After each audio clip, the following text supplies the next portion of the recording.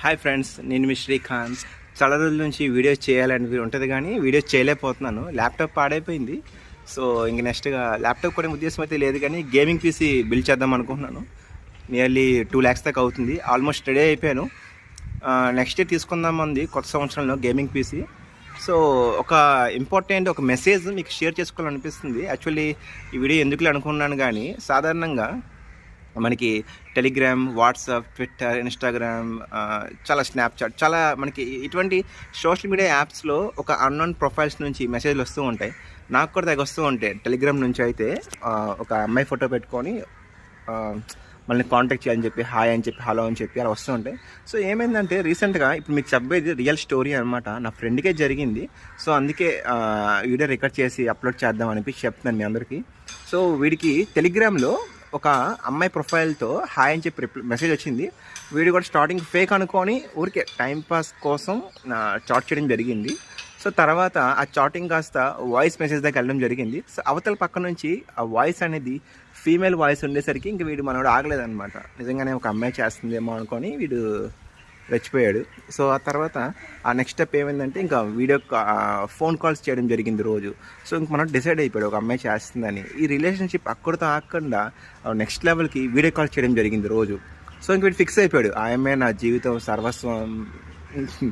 తెలిసిందే కదా, ఇది ఒక జఫా అని చెప్పాలి ఈ యొక్క హోల్ ప్రాసెస్. సో రోజు మార్నింగ్ లేవడం, హాయ్ హాయ్ మెసేజ్ చేసుకోవడం, తర్వాత వీడియో చాట్స్ చేయడం. ఈ క్రమంలో ఏం జరిగిందంటే నూడి వీడియో కాల్స్ చేయడం జరిగింది. అవతల పక్కన అమ్మాయి బట్టలు ఇప్పి వీడియో కాల్ చేసేది, వీడు కూడా ఇవతల పక్కన వీడి రూమ్లో ఎవరికి తెలియకుండా సేమ్ నూడి వీడియో కాల్ చేసేవాడు. ఒక్కొక్క టైంలో రిలేషన్షిప్ వెళ్తుండి ఎప్పుడైతే వీడు ఆ అమ్మాయికి ఇంకా ఉంటుందిగా ఈ యొక్క వే ఆఫ్ దీంట్లో రిలేషన్షిప్లో వీడు మొబైల్ రీఛార్జ్ చేయించడం, అప్పుడప్పుడు డబ్బులు ఇవ్వడం, ఆటలు ఇట్లా బుక్ చేయడం, ఇవన్నీ జరుగుతూ ఉంటుంది. ఒక్కొక్క టైంలో మనోడు ఫైనాన్షియల్గా స్ట్రగుల్ అవుతుంది. ఆ అమ్మాయి ఇంకా తెగిచ్చేసింది, నువ్వు కానీ నాకు డబ్బులు ఇవ్వకపోతే నీ పని ఉందని. వీడేమో అదేంటి అలా అంటావు అంటే ఆ అమ్మాయి ఏకంగా వీడికి నూడి వీడియో కాల్స్ చేస్తున్నప్పుడు దాని స్క్రీన్ రికార్డ్ చేసి వీడికే పంపించేసింది ఆ వీడియోస్. వీడు షాక్ అయిపోయాడు ఒక్కసారిగా.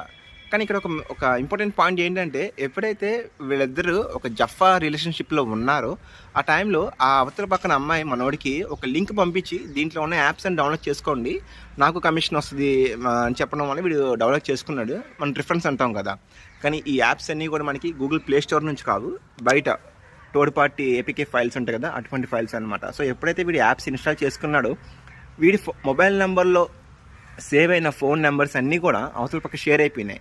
మనం సేవ్ నెంబర్స్ ఎలా చేసుకుంటాం, పిన్ని, బాబాయ్, అమ్మ, పిన్ని, అక్క, అన్నయ్య. సో అలాగే సేమ్ వెళ్ళిపోయింది. సో తనేం చెప్పిందంటే నువ్వు కానీ నాకు ఈ యొక్క మనీ కానీ పంపించకపోతే నేను మీ యొక్క రిలేటివ్స్కి, ఫ్రెండ్స్కి, వీళ్ళందరికీ కూడా ఈ యొక్క నూడి వీడియో కాల్స్ నువ్వు నాతో చేసిన మొత్తం షేర్ చేసేస్తానని చెప్పడం జరిగింది. సో మనోడైతే ఏం జరిగిందో తర్వాత విషయం, కానీ ఎందుకు చెప్తున్నానంటే కేర్ఫుల్గా ఉండండి. నాకు కూడా దగ్గర వస్తూ ఉంటాయి టెలిగ్రామ్లో హాయ్, హలో, బాగున్నావా అని. నేను అసలు పట్టించుకోను. సో ఎంతో మనం ఒక లిమిట్ ఉంటే పర్లేదు. ఎందుకంటే కొన్ని మిస్టేక్స్ జరిగిపోయిన తర్వాత ఎంత ప్రాధాయపడ్డా ఏం చేసినా సరే దాన్ని మనం ఇంకా సరిదిద్దుకోలేం.